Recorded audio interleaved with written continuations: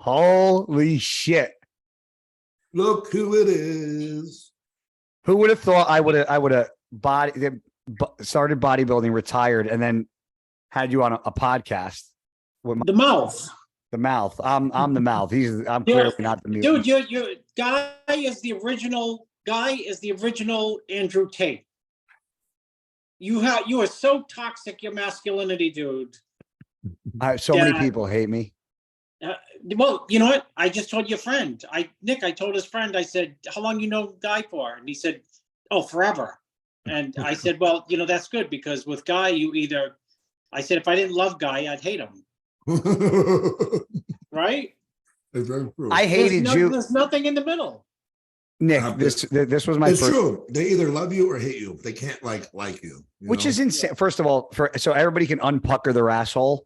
I fixed the share screen problem. It is fixed. I didn't know that was an issue. It is now fixed. So the whole share your screen will be fixed. I called my tech guy. He corrected it on his end. He said, we're good to go. You did that on 2 episodes, bro. 3. Get it right. 3? Pay attention. That's even worse, you dumbass. I know. So hold on, Chris.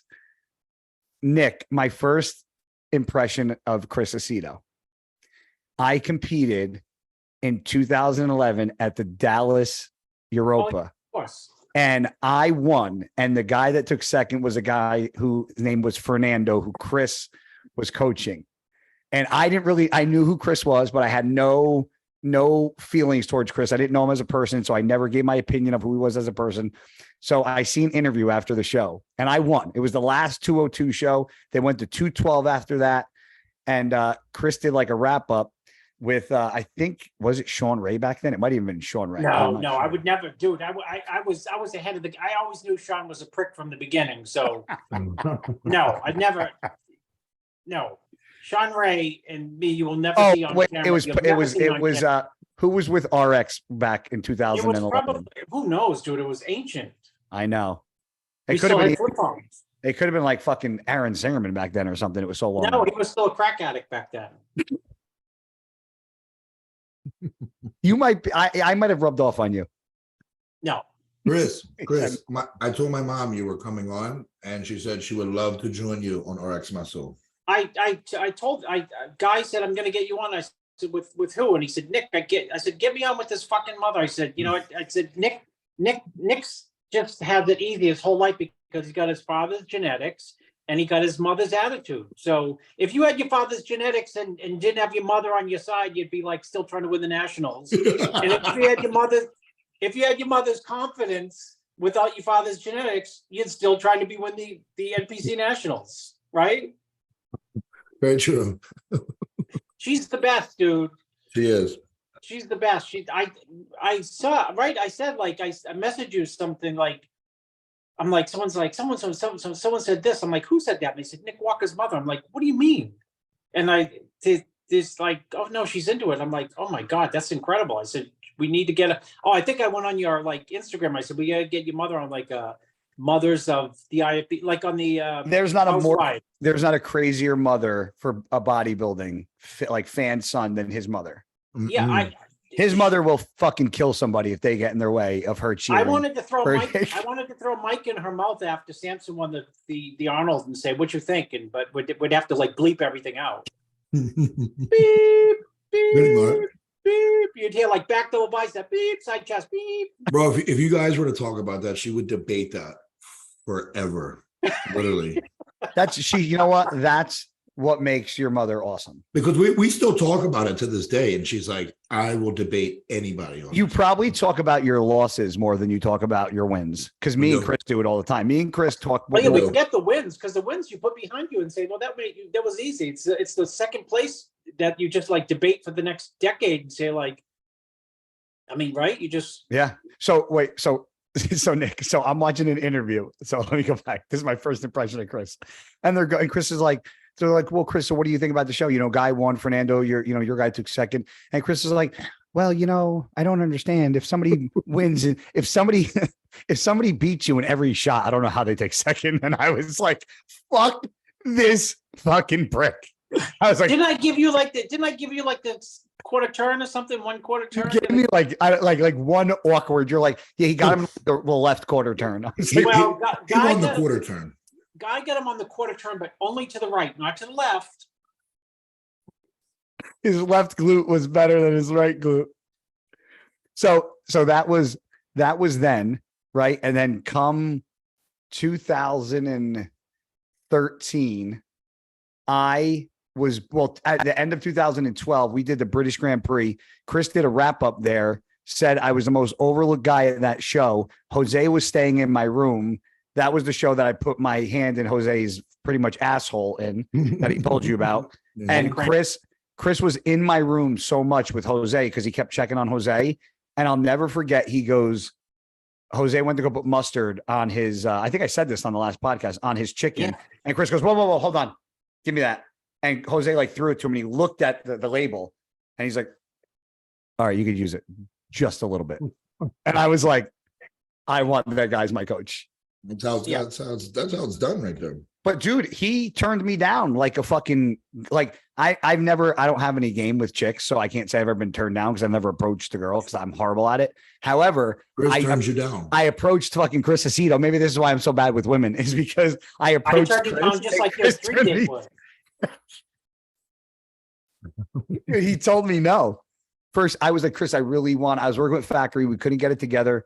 And I was like, I really, want to work with you. And he was like, well, I have a lot of guys, man. He's like, I don't want to work with a lot of guys in the same show.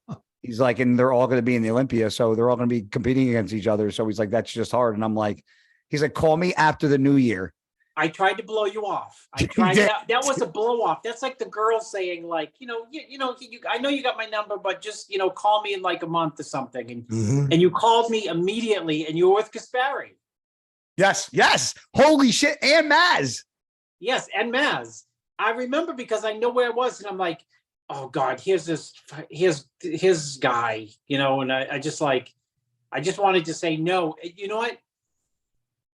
You probably could have got on that day. You probably could have got Kim Kardashian to go out on a date with you because you just wore me down. You know that. Guy has that effect. Dumb and Dumber, where who's the lead role, the lead actor in Dumb and Dumber? You talking about Jim Carrey? Jim Carrey. When he asked the girl, like, oh, so you're saying I still got a shot? Yeah. So you're saying there's still a chance. Yeah. Like 1 in a million. So you're saying there's a chance. And that was it. You go. He said, "Call me after the new year." No, and you wouldn't let me. He said, "Call me after the new year." It was 12:01 at night, and I called him. It was, and I told my wife. I said, it was like the next. It was like January 1st, like in the afternoon. I called him. Guy, I was in Miami. Chris, it's the new year. Yeah. I was in Miami and I said, hold on, honey, I'm just going to get this guy off the phone. And it was like this, and I got a Muhammad Ali t-shirt on. It was like a 15-round battle with you, Guy. I was like, I lost by technical knockout because you just wore me down and then said, okay, so we're going to start tomorrow, right? We're going to start. Do you remember what I said to you? No, but I know you remember. You got that Jay Cutler memory. I said, I said, I might not be the best bodybuilder, but you will not find one person that works harder. You did say that. You were like Rocky Balboa. I had to hype myself. I had no fucking hype back then. I was in 2013. I wasn't that good. And then I lost to Tricky Jackson. I know. Nick, you never worked with Chris. You worked with only like 2 coaches, right? Three. 3. I'd say about 3. Yeah. Who was your first coach ever? Like not even coach, first person to ever help you do anything, like training partner, like somebody that took you under their wing, anybody? Oh, I worked with a local guy named Kenny. Okay. Like just like a gym bro? Yeah. And he got you into what? Like just like the training aspect of it, like dieting? No, diet. He coached me for my first 3 shows, I believe. Oh, he did? Yeah. And then after him, you went right to Matt right from him? No, I worked with Jeff. Oh, Jeff Long. Yeah. For quite some time, or? I worked with him for 3 years, I want to say. I think Jeff's best package, nobody talked about Jeff because Jeff turned pro and he didn't really have like that good of a career pro-wise. His best package was, I think, when he turned pro, I believe in 2009. Yeah, he was good. Yeah. Right? 2009 Nationals. He was Yes, great. In, I believe in Miami.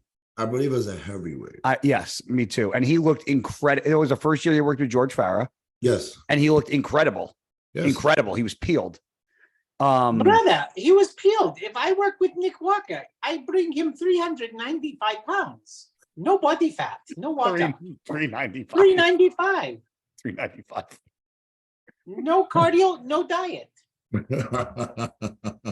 Who does George work with? Like, I don't. is he- Be honest. I'm just being honest. Is he? Kai guest pose. Look at I don't Kai. think he works with anyone now. Kai Green guest pose. He kicked Nick Walker's ass if he come back. That would be, could you imagine like a Kai, Phil, Nick, like some of the older guys with some of the newer guys in the top class, like what kind of battle that would be? It'd be fun. It would be a lot of mass versus a lot, like there'd be a lot of mass versus a lot of aesthetics. That we could do the color commentary. We could get Nick's mom and Fuad on the color commentary of it. Could you? Oh my God! Could you? They would be canceled so fast. Yeah, There would be an argument every 30 seconds. yeah. Wait, speaking, Chris, this is something that you could probably talk about. Speaking, I was talking about all the new like Olympias and top guys. Gustavo Bedell just passed away. I know. Yeah. Rest in Fucking peace. 50, Rest in 51 peace. years old. It's Like insane. I don't know why, but like it was a stroke, correct? I heard What's it was a that? stroke. I heard. he had a I stroke. didn't hear anything as of when I heard about it yesterday. Was it a stroke? I did hear he had a stroke. Yeah. That's crazy. It's been strokes or just pulmonary embolisms or just brain aneurysms or It's very sad. yeah, Chris. Like, did you know Gustavo? I mean, Chris, you were really heavy in it back then. Like, did you know Gustavo at all? You know what, Guy is. I prepped Gustavo when Phil Heath beat him at the Ironman. Oh wow, Oh, I didn't know really? that. You actually worked with Gustavo. Yeah, and Gustavo looked untoppable for that show. Just utterly unstoppable. And I didn't know Phil was going to like take the next triple step up. If you look back at Phil's pictures from that show, he just went like from 2D to 3D, and he had the midsection. And then I had the pleasure of working with him. Gustavo came back, and I think he was like 8th, or 9th, or 10th. He did the Arnold one year, essentially natural. And it was, so he came back. I mean, you can go and Here, I'll look at. I'll share. Share my your screen properly. but we What show is this, Chris? you just posted my girlfriend there from your house. I saw your dogs. Oh, right here. What was, let's say, Phil, that must have been 2005. I was gonna say it had to be like 2005, 2006. Yeah. Yeah. Yeah, whatever Phil was in that Ironman where he was like light, he was crazy. I think it was 2005. And then I spent a lot of time, not a lot, but I spent time with What him. place? No, Lee Priest won the 2005. No, wait, didn't Phil turn pro in 05? No, I don't think so. 2006 Ironman. Let's see. Images. Wow, look at Lee in 2006. Yeah, Lee's a freak, bro. No, Lee Priest, yeah. Ironman. 2007. Tony Freeman, Mark Dugdale, Eddie, Silvio. 2008. I was going to actually say 2009 because I think Phil turned pro in 2005. Okay, so hold on. So that's I just want to see 8, 7 or 8 or It's Well, 8. there's- It's 8. It is. Hold on, I just want to see something.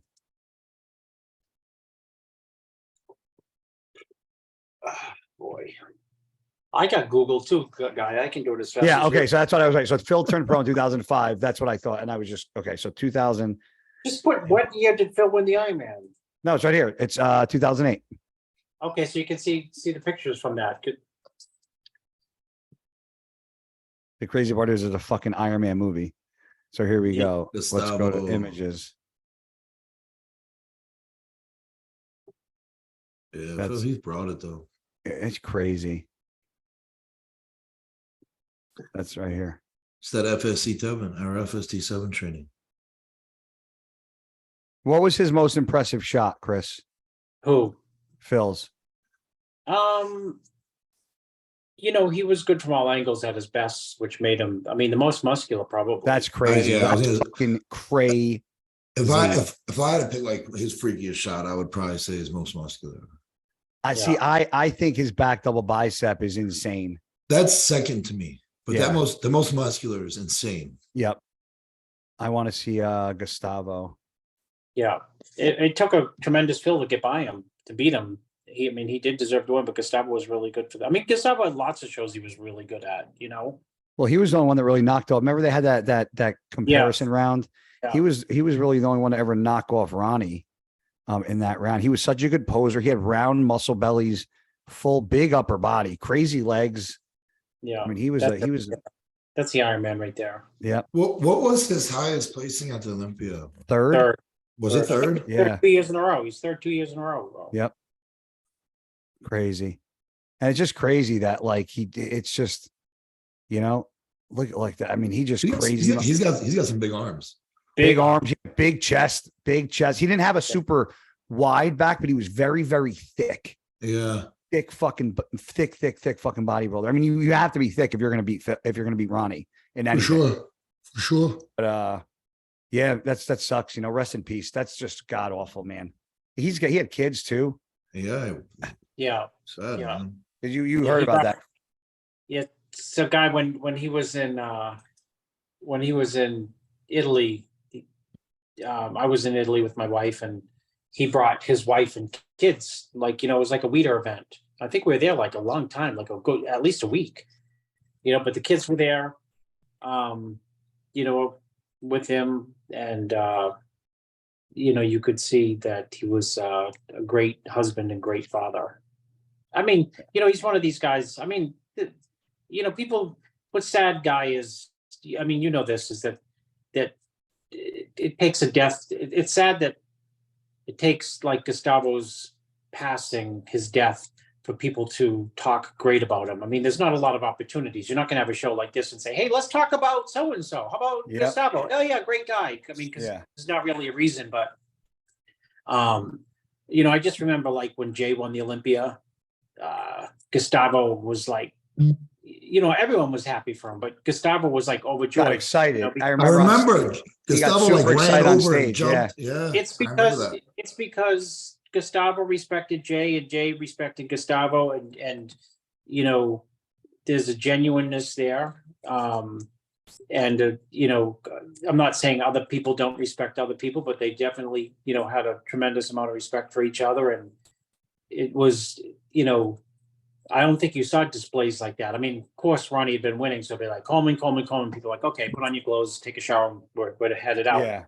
to the Cheesecake Factory. But since, Ronnie lost and Jay won, I mean, that was just a guttural moment for Gustavo to run over there and give Jay a big bear hug or whatever. And he's just happy for him. And it's just, really sad. And I feel really, I don't know how I feel. I hate the cliche, but it just really, he's leaving behind wife and children, and that's but what do you do without a father? You know what I mean? What do you do without a father? I mean, how close you are to your father, Guy. Yeah, Nick too. I mean, yeah, and what do you do without a father? When you're growing up, it's crazy. Your life is ends up in shambles because you don't have guidance, and you don't have someone to give you barriers, and you don't have you miss out on all those things. So and he was a great father. I saw that firsthand. Chris, what I mean, we've I mean, me and you, Christ, I mean, me and you have a lot of close from similar friends that have passed, and it's been one. It seems like they're just getting knocked down like fucking bowling balls or bowling pins. And it's always stroke or embolism, stroke embolism. Do you think, because there's two theories that I hear, Chris, Nick, maybe you hear them. I hear of one, people going, well, there's not a lot of deaths.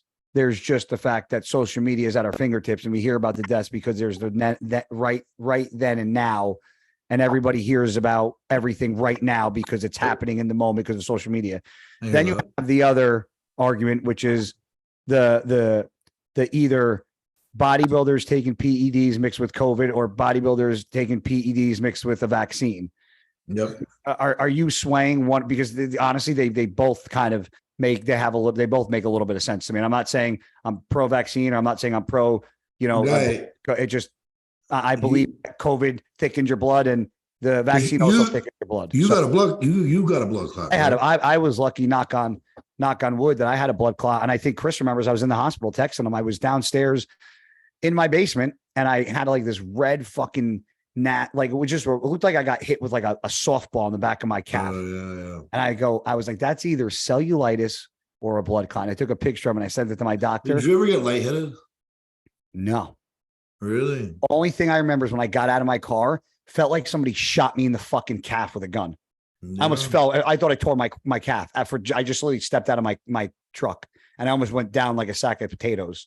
See, I was for those reasons. I didn't think there was ever truly enough science behind it. That's why I never got it. No. I never got a vaccine because I have two heart conditions. But you also had COVID though. I had COVID I had a good bout of COVID, but you got it twice, right? Yeah, twice I got it.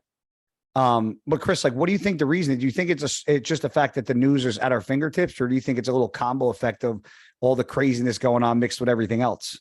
I think it's the latter. I think that, you can't discount the fact that, people are dying.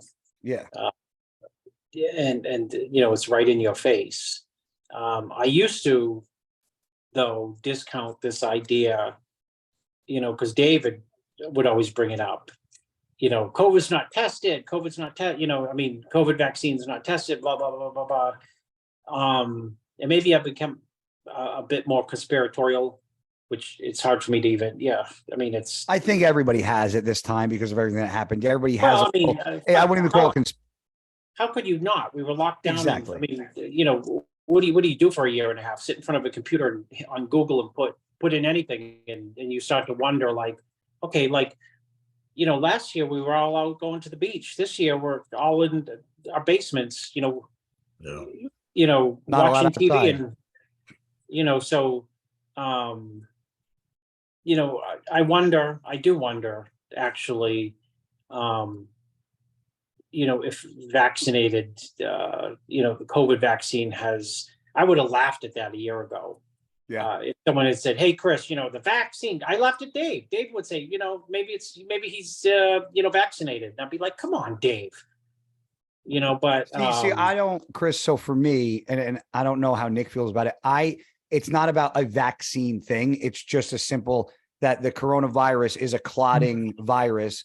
And when you take a vaccine, you're taking part of the virus, which is building antibodies. So my thing was that as a bodybuilder who takes PEDs that thickens your blood, if you get the virus or the vaccine, regardless of which one you get, you're at a risk. That's why I tell everybody I went from taking a baby aspirin to a full aspirin every day because my doctor's like, there's more studies shown now with taking a full aspirin than a baby aspirin. He's like, especially being a bodybuilder and training and taking what you take. He's like, so I take a full 325 every single day, aspirin.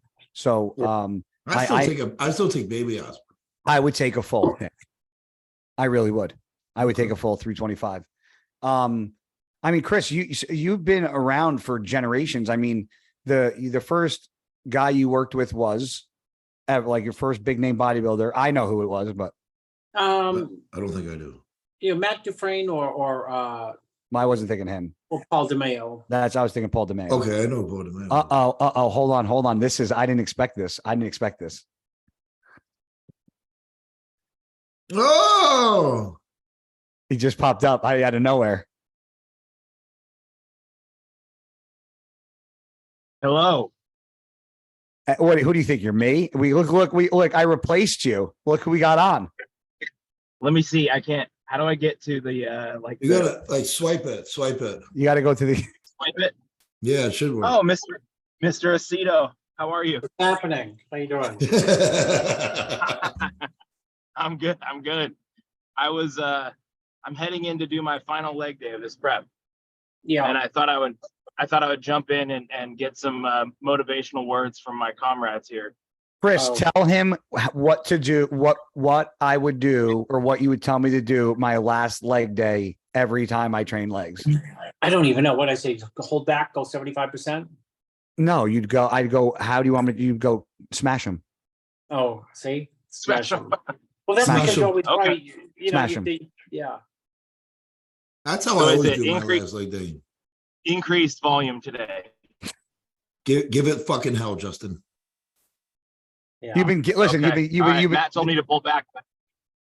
no, this, don't. Bad advice. Bad advice. Go fucking give it hell.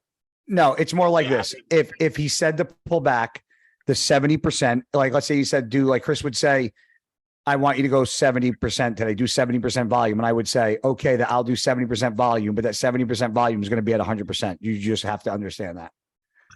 Yeah. Yeah.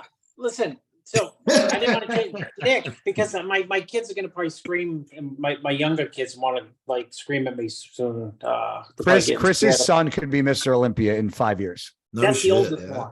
Yeah, that's what I'm talking Oh, about. really? Dave Yes. asked me to chime in on Nick's. What did he do? He did an assessment of the guys who would be like first, second, and third. Okay. And Ah. Dave said, "Would you Okay. like to watch when Dave asked me, Dave Palumbo asked me, would you like to see, and comment on it, like, as we're doing the radio show, and I said, I would rather comment on what his mother has to say about them than what he has to say. Might be more brutally true. Might be more brutally true. Wait, what did you say, Nick? It was the video where I talked about Samson. But why didn't Hadi. that's the only part I heard. I didn't hear anything else about anybody else. I just said my opinions. Which Yeah. which it was. You said Samson didn't have a back from behind. I said he didn't have a back. I said, Regan has all the potential in the world, but he should work harder, pretty much. No, Yeah. you said He doesn't have the mindset. Yeah, he doesn't have a mindset. I said stick to IG or some shit like that. I said Hadi was a one-hit wonder. But see, it's so funny because like I said, I think I also said Blessing won't really ever be at the top because he just can't get his legs big. yeah. And what people got all but so Chris, People got really Chris, let butthurt. me ask you a question. Based off of I said you were. Dave asked me what, and I said, well, it's his opinion, and so it's valid. I said, and it's almost 100% right. So what do you want me to? see the thing that's what There was only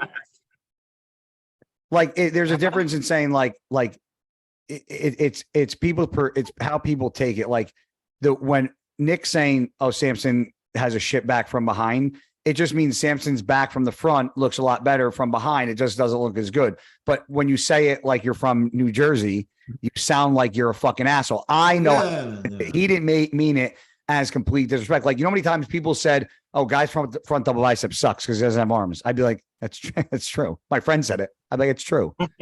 But everybody's so fucking It's like, you're right. Yeah, if you're missing a body part, like people would be like, I would always get, me and David Henry, Dave would always get mad at me because like when it came to David's legs, he'd be like, I'm like, Dave, I didn't say you don't have legs, but in comparison to the rest of your body, your legs aren't your best body part. So yes, your legs are a little small. He was one of the guys that like, no matter how nice you said it, he just took umbrage to it. Well, I think for me, the problem is like when people talk about me, it's no big deal, right? Like when people are like, oh, you look like a fridge, you got a wide waist, blah, blah. No one's like, yeah, true, right? The moment I say something that has some valid to it, everyone it loses their fucking minds. Yeah, but stay in your lane. That's what they say, right? Stay in your lane. But hold on, but this is what they don't understand. Every guy that you said something negative about, you could also say 5 positive things about them as well. But exactly, what people don't understand is that I respect all of them, and I'm friends with all of them. But you ask me my opinion, I'm going to give you what I truthfully think. Yeah, just like I would expect people to be honest about what they truthfully think about my physique. Chris has said multiple times, I'll never be good, I believe, on many podcasts. So I've said that over and over. I said this is the most improved terrible body in the history of the sport. I'm serious. You know what? I've said, how many times on the radio have I said like I was 100%? I was only 100% wrong in terms of Nick Walker. I mean, it's at least I could be like 40% wrong. I was like, yeah, you look crazy. Oh You my know? God. Most improved terrible body. That's I'm gotta gonna- be the best compliment I've heard. When I post my updates tomorrow, that's what I'm gonna write as my caption. What is it going to be? The most The most improved terrible physique. No, because you know what? I mean, obviously, Nick, you've accomplished more than I think the collective expectation has been for Nick Walker. And you know what? The hardest thing, the best way to get to your peers, which is as important as the judges' respect, is for people to say, Nick sucks, and then say, oh, he beat me. And then he did it again. You know what I mean? He beat so-and-so, he beat so-and-so. And I mean, it shuts people up, but at the same time, you know, it makes people say like, well, you know, like, wow, I was really wrong on, you know, Nick Walker. I never thought he'd, you know, accomplish what he's, you know, accomplishing. You know, that's why when people say like, and now people say, well, blah, blah, blah, blah, blah, Olympia. And when your name's not mentioned, I'm like, what? You know, when I came from Kamal's, right? Yeah, I remember. I said, impossible, lowest is third. Lowest, I said, actually lowest remember that, yeah. I said the lowest. He said that to me on the phone impossible place is verbatim. third, and I put all my money after I put all my money on Derek. And Hardy would just surprise me, like I didn't know what to do with him. You know what I mean? Which maybe makes you, you know what I mean? He's hard to handicap because he has a lot of strengths. He does. He has a lot of tools. You know, but obviously, you know, I wouldn't say that he has like, and this is not a knock against anyone, but he does not have like a flow of Derek, even though he has more density than Derek and more maturity than Derek. So there's a contrast. And he don't have your mass. So he's almost he's like middle of the road of both of them. Which almost guy makes him first or third. Yes. True. You know what I mean? It's like you've got to nod. You know what I mean? Like last year's show, it's like, okay, he's either going to be first or third. You know, and that's the same with that was the same with Nick. It was going to be one of him and Hottie were one and three. It was like, yeah. Chris, I didn't work with you for my first show, but I remember clear as day going into my pro debut what it was like. And if I was getting ready for a pro debut and I called you and I said, give me some words of advice for my first show, what would you tell Justin? Or what would you have told me? Well, I would say enjoy it first, which I know nobody is going to enjoy it because you know, it's a cliche, but you should at least, and I tell people you should at least try to. And I don't even know what that means, try to, because it's really hard to be able to live in the moment, you know, at that level and say like, you know what, I'm going to fucking enjoy this career because everyone tells me, and I tell everyone this, try to enjoy it, try to enjoy it, try to enjoy it. And people say like, God, I tried to enjoy it. Now I'm retired. I wish I had listened and like enjoyed it and had fun and the travel and the competing in my first pro show. So that's one, try to enjoy it. And then two, I'm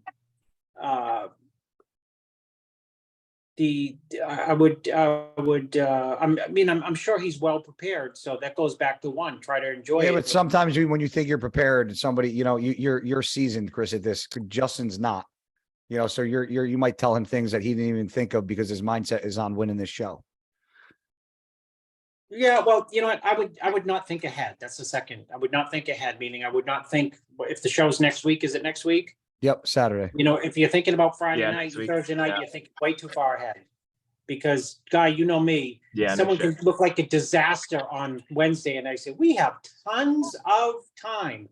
And they can look crazy. And the flip side, nuts. People like, oh my God, you're crazy. And I can worry and say, like, we got a lot of time. You know what I mean? So you can't think too far ahead both ways in terms of like, you know, maybe I should be confident because, you know, you got to be able to hold that. And then two, even if you don't look like the way you think you should expect, the show is not right now. You know what I mean? It's in a couple days or 3 days, but people think ahead and it interrupts their game plan for today. I mean, they do that all the way.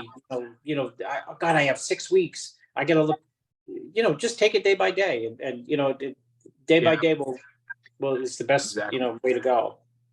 Yeah. I mean, luckily I have all the faith in the world in Matt, and I feel like things are kind of falling into place. And it's also not my first show with Matt, which makes me feel good. So I've been here a week out where you start questioning things. You're wondering about the look. You're wondering if it's going to come together. I've seen it all come together before. And I talked to Nick about this. Like for whatever reason, going into nationals last year or 2021, I felt way more pressure going into nationals. I felt like I fucking had to win this. I cannot do another year as an amateur. I just needed to win. It felt like all the pressure in the world. And right now I just don't feel that. I feel like, I don't know. I feel very calm and cool and confident. And, yeah, I feel like I'm just in a much better place this year. Chris, wait until you see Justin's physique on stage. He looks insane for the improvements he did from last year to this year. Crazy. Bunkers. Crazy. Like 10 plus pounds of added muscle. He's going to be, if not the same conditioning with that added, he just looks insane. It's just crazy. The improvements this kid makes. Crazy. How old are you, Justin? How old are you? How old are you? He's sleeping right now. I'm 30. Too old. Too old to make improvements. Yeah, I know. Yeah, luckily, I mean, I did my first show at 31. I didn't even take any PEDs at all until I was 31 years old. So I'm like, that's crazy. Still fairly fresh, and yeah. That's kind of yeah, like I know the clock's ticking. I've been told at 40 I'll be done, regardless. Yeah, I was done. That was like, who's another guy who started PEDs late? Two guys. This one right here, Jose Raymond and Sean Roden, which is why they were able to have careers that lasted well into their late 40s, because they started. Some people didn't believe that, Sean and Jose both turned pro completely natural. People can say whatever the fuck they want. Chris can attest to this. Chris, Sean turned pro at the North Americans, and Jose turned pro in 2007 at the Nationals. He beat me. We were fighting first and second. He beat me by fucking miles. He smoked me. But yeah, it's, when you start later, I don't know, Justin, if you're trying to be done at 40, but you don't have to be, based on how fresh your body is. I think I'll hit my prime at 40. I think I will peak at 40. I'll turn 36 next month. And I think I have 3 more years of improving before I'm really hitting my prime. And I don't think I'm going to peak at 39 and 40 and then just lose it in a year. I think I have some runway here. I really do. And Chris, do you know anything about Justin's story about when he was younger? He had a meningitis. He got hit by a car on his bike, like broke his femur, lost some fingers, like almost died. Like, I didn't know any of that guy. Oh, he's been to that. That's what I think that's why I'm so impressed with him, because his story's so ridiculous, and you don't expect somebody to come back from that kind of stuff, let alone to be potentially have one of the best bodybuilders in the world. It's cool. Which is why I think that story in itself is pretty fucking amazing, which is why I'm such a big Justin Shier fan. For those that wonder why, I like the adversity and the comeback stories. Those are always my favorite. Chris, you know that about the comeback stuff. Like we have more comeback stories than I think anybody, right? Yeah, like only Rocky has one more than us. What? Tell. I mean, Christ, you were my coach for almost 10 years. What if you? Now there's a lot, because I know you're trying to go. You have your family, and we wanted to get Justin on too. But what if you had to pick like 1 or 2? Tell them one of like just ridiculous, funny. It could be bodybuilding, not bodybuilding related, but we've had some funny, ridiculous times. Like, what are some? Give these guys some of like a ridiculous. It doesn't have to be anything to do with bodybuilding either, because we've had non-bodybuilding related. Well, Guy, you do know. I mean, you've told the story where I walk into your room. I mean, that's just directly bodybuilding related. Where 2 stories is, you weight, and I said, like, let's say weight was 201, and I said, I think you're going to be 201. And then you're in the bathroom standing on the scale, and I say, maybe it's like 201. I'm 201.5, and you scream and tell me to come in, and it's flickering between 201 and 201.5, where you were like 203 the day before. So it was yeah. But dude, how about us trying to, when Roden couldn't stay awake for like 10 years? He can't stay awake for anything. He couldn't stay. He would order food and fall asleep before the food got to the table. Tell them the story, which was you've never told this, about when you thought I died in my hotel room. Oh, that was. Did That you was have the the- Burns then? That was the yep. I gotta go. That was the best guy. That was the best one. And Guy, as people who know Guy, he's very dependable. I always tell, I exaggerate a lot, but I exaggerate to drive home a point, and I'll say like, Justin, if you need, some wrist wraps and you feel like you can't win the show without the wrist wraps, Guy might just drive them right out to wherever you live, by tomorrow morning and get you those damn wrist wraps so you can have the last good back workout. Mr. Dependable. That's how he is. Yeah, And that's it. And Guy, I hear from Guy like, contest prep, like, Chris, I just got up. Chris, I'm going to bed. So I was in New York with him for a New York Pro, and I did not hear from him. And I thought, okay, car crash or death. Simple as that. If you don't hear from someone and you've heard from them for like 8 years straight, and you don't hear from them, and it's like 3 days before show, it is death or car crash. So I went to his hotel and banged on the door, and nobody answered. And I called the management, and they said they came up to the room, and they said, we can't let you in this room. And I said, yeah, right. They said, oh, privacy concerns. And I said, okay, I'm getting ready to call 911. So you either, let me into this room to see, if this guy's dead, or you guys, maybe he's suffering and he can't breathe or whatever. And if you don't let me in and he died, it's all going to be on you. I said, I need to know your names right now, like the managers and stuff. They were there right outside the door because you are going to pay for it. They opened up the door. Guy was snoring like a horse. And I swear to God, I could not wake him up. That is a true story. I shook him and shaked him and shook him and shaked him, and he was snoring and snoring and snoring. And I said, he'll never believe it. I was so happy that he was snoring. Check my pulse, you told me? Yep. And I piled up on the bed next to you, the two beds. It's like a tower. Just a tower of all your shit. And I took Tins of tobacco. Because you'd never believe it. I put a sign and I said, Guy, I was here, and I dated it. And you put room 601. I still have the note in the book. I'll get it and I'll take it later. And when you woke up, you called me and you did not. No, I didn't. You came back again with a big black lady, and you knocked on the door, and I got up and opened the door, and you were there with this big black woman, and it was one of the ladies from the front desk, and I opened the door and I went like this, and I was like this, and she's like, you know him? And I went, yeah. And then she walked away. You came in the room, and so the night prior, I went to the emergency room. Yes, with those burns. And I came back at like early in the morning, but they loaded me up with all this medication. And I came back to my hotel and passed out. He couldn't wake me up. I must have slept for fucking how many hours, Chris, was I sleeping for? A day. And how many times have you ever seen me even nap? Never. There was one time, I'll leave you with that story. Guy is such a guy, people would not believe, like, I think probably maybe like 7 or 8 years in a row. I mean, I had like 7 people qualified for Olympia, 19 one year, like between 212 and like, there was like 19 wins, 13 wins like a few years ago. And Guy was the only person in the hotel room who was as amped up and hyped up a day before, 9 minutes before, 2 days before, 4 days before, as he is, when he's always amped up. Like there's no fatigue. Like it's bizarre. I know. So he was complaining. I think it was his last Olympia. He was complaining. I swear to God this happened. And I saw him like, gosh, Guy is not like, he's just like all the other guys right now. He's tired. I've never seen him fatigued.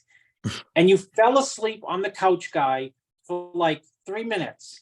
And you jumped out of your skin and you woke up and you said, quote, what just happened?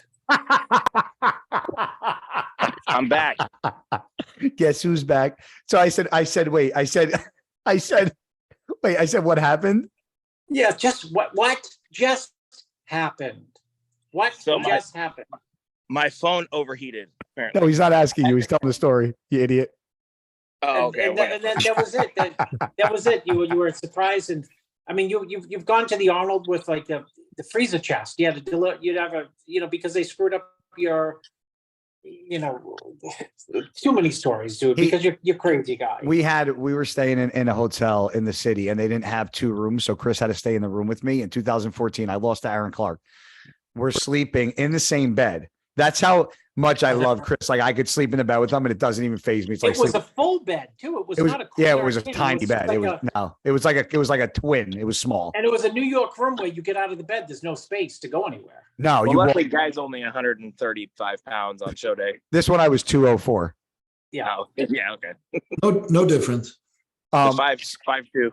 So, dude, I get up in the middle of the night, and he like moves, and I'm like, I go, did I wake you up? He rolls over, doesn't say anything because I thought I woke him up, and this is like 3:00 in the morning, and he goes, "You're gonna be fucking peeled," and he just rolls back to bed and just falls asleep like not. So he wakes up. It's like 8:00, 7:00 in the morning. We wake up, and I go, Did you talk in your sleep last night? He's like, what do you mean?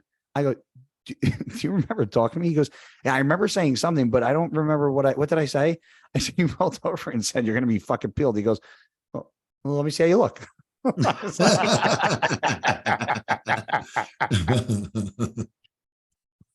Chris, you got to go? Yeah, I get them yelling and screaming. And so. Yeah. Dustin, good luck in the show. It's next week, right? Yeah. Thank you, Chris. I appreciate that. Oh my God, I just committed the cardinal sin of an idiot in bodybuilding. What do you weigh? Oh, no. You know what? I don't know. The only reason, because I have no idea what people weigh. You know what I mean? Unless I know what they weigh, I have no idea what they weigh. Because some physiques, you see like, God, he's got to be like. Well, here, let's see. Hold on. Justin, do you have on IG, do you have any recent pictures? Yeah, I have some pictures on. All right, hold on. He doesn't have Is to. it actually going to share? Because for whatever reason. I got it fixed, you fucking turd.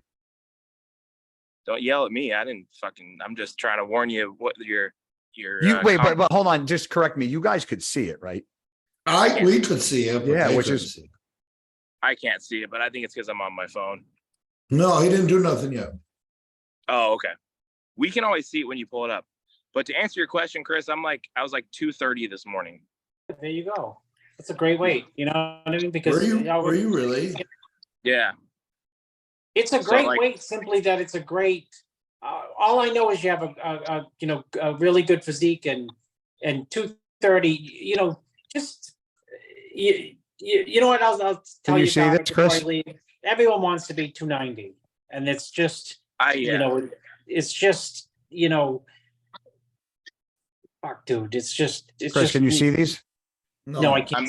I see so many guys winning shows right now in the low to mid 220s. I seen someone win the Olympia who was a 212 guy. Yeah. How about now? Can you see him now? Yeah, we can see it. Yeah, I can see it now. Yeah, I can see the side chest, side tricep. Yeah, I mean. Yeah, that's like. Justin, Chris, look at this. What just happened? You want to make believe that Hardy's 250, 240? I mean, what is he like? I would assume 232. I would say 227, and I'm usually I would say he's 227. What's Derek? 230, 228? Yeah. Max. Go to that like front lat spread that I posted. Oh, hold on. Where is that it? one? You could go to the end of that one. But like that right there. This one? The end of this? No, the end of the deadlift video. Yeah, that one's good. Yeah, so I'm lying. I was like 229 this morning, but still. Chris, he looks crazy, Chris. He's gonna look. It's just the end of this deadlift video. Let's see. Yeah, you dummy. Wild. No, go back and then click on the actual pictures. You're clicking. You're clicking like guy clicks. You're clicking everything. Click on the deadlift video. Go ahead. And then now click on the picture where the arrow is. Oh, I was clicking the wrong arrow. Yeah. So then go to the end of that. All right, guys. Listen, relax. Everybody relax. Don't yell, guys. And there you go. Oh, dude, that looks way more. That's even more improved than the other one. Well, because this is with a pump and shit. So like the other one wasn't. I was just. Your inner quads are so thick, Justin. That's crazy. That's kind of like. Well, for people that I'm gonna fucking kill you. Your adductors are very thick. You actually reminds me of a little bit of Nick Walker up in there. Guy, you want to Yeah, no. laugh? Okay, Guy, I'm pulling an Aceto. I'm trying to get Nice. my Guy. What? I'm taking my mouse. I'm on my phone and Oh, I'm you're scrolling trying to- down to my phone to try to click and make those pictures on the phone bigger. You want me to make this bigger? Hold on. I don't know if I can. No, I'm trying to yeah. do it with my. Yeah, but I can do it. Here, is that better? Yeah, it looks good. Nice butt. Look So how like thick his erectors are. Jesus. Yeah, they're Christ. crazy. That's Justin. You did that one hell of a job, man. I feel like Congrats, my bro. glutes grew the most last year. Just But you have to understand something, and Chris will attest to this. When your glutes get really thick, you're not going to have you'll get you'll have less lines, more graininess. Oh, you Yeah. shut your mouth. You wait. I'm just kidding. Yeah, I think I see it this year already. Maybe not as deep a lines as the year prior, but Well, you could tell you're ready to go because your face is chiseled and sunken in, and you look fucking ready to play. do I look hungry and tired? You You sure should. do. You should.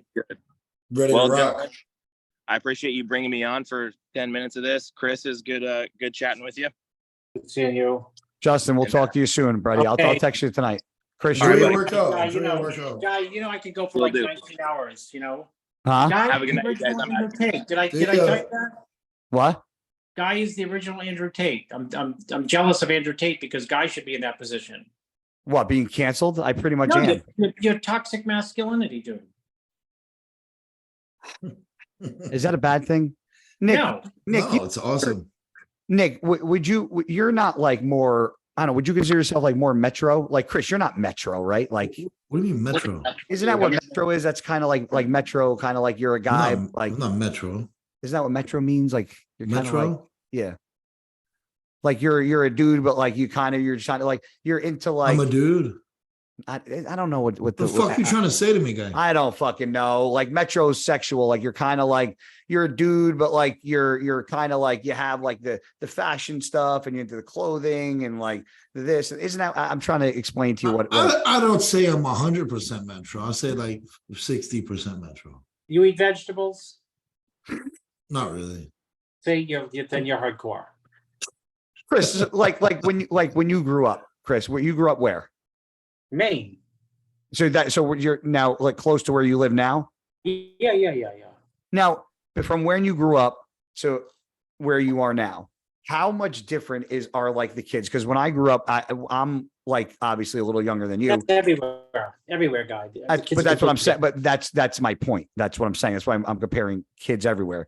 It's the way we grew up, the way they did is very different. So the things you pick up on, the way you act, and it is very different. But you, Chris, your kids are very active. Your kids are outside all the time, constantly. Well, yes, that they are, but not like I was, and it just, it's a different environment, guy. I mean, we're being brought up, and it was easy when I was being brought up because my parents could kick me out of the house and say, "Come back before it gets dark at night." And there were tons of kids around playing sports and this and that. And now everyone's, looking at video games and looking at 8 years old looking at Google, and they see porn when they're 10, and I mean they're just exposed to okay. So Nick, is that kind of how you grew up? Like my parents would be like, go play, and my dad would have a whistle. Yeah, I a bell. was always outside. I'll be honest. As a child, I was always out riding bikes. I lived right behind a baseball field, so like that was where I actually played baseball. So I was there every day. Now I never really was inside unless it was like rainy. Playing. Yeah. Then we'll play video games and shit. Yep. But 9 times out of 10, even in the winter, we were outside. So, Chris, my question, I guess, is more along the lines of this. So you say you were outside doing shit. Like that's what I did. Like our parents weren't I don't want to say they didn't worry as much because my parents absolutely worried, but I think Times are different. Yeah, they're just time. But my point is, even if, would you still allow your kids right now to have that freedom that you did when you were younger based on the way the world is today? No, because So that's what I'm getting at. Like, even if, because people are kookier. yes. People have less boundaries. Yep. God forbid, if my if my neighbor wanted to, if I was misbehaving outside, whatever that means, and my neighbor told my parents, what I mean? My parents would my father would give me a beating for, finding out from the neighbor. This day and age, people want to sue the neighbor for just like meddling into the family business. And it's just a different time, it just, people have adults, Do you blame the different time on the adults, or due to how the children act, or what do you like? There's got to be a reason why things are the way they are, and there's got to be a trickle effect. It's a faster paced world, guy. When I was little, you could only dream of, I'm 56, so I'm older than you, and I'm older than Nick. But when I was little, you could only capture in your head from your imagination of what like Disney World looked like, for example, or somebody would bring home a map and they say, "Oh, I went to Disney World." One kid in the neighborhood, and you'd look at it and study it, and maybe look up Encyclopedia Britannica about like, Disney World. This day and age, you can fly right over Disney World with Google Earth. So the world's become smaller, and there's in less some imagination way because of a smaller world. Somehow, people's boundaries on their behavior is different, and that's everyone's. I mean, I think, back when I was a kid, kids would, if they were like, the worst they could do with drugs and alcohol is drink beers, and they would hide that desperately from adults, all adults. They wouldn't celebrate it and flaunt it on social media. Yeah, and so they have that opportunity to flaunt it and, glorify it, and the next thing after that is a little weed, and after that is, something else. And, this day and age, you can try, quote, something else, and you can become an addict, or mildly addicted at least, first time out. Yep. So how is it being, I wish I had kids. I don't. Now, obviously the times have changed from the time you had your kids until the age they are now. Has parenting, do you think, gotten substantially harder due to the world and the conversations that now have to be brought up that really didn't have to be brought up, 15, 20 years ago? Guy, we have 19, 17, 9, and 4. So it's like two different families. Yeah, huge. And 19 and 17, my wife homeschooled them. Yep, I remember that. At in a time where people didn't homeschool, and a lot of people thought, like, what do you like, Little House on the Prairie? No, we only have so much influence over our kids this day and age.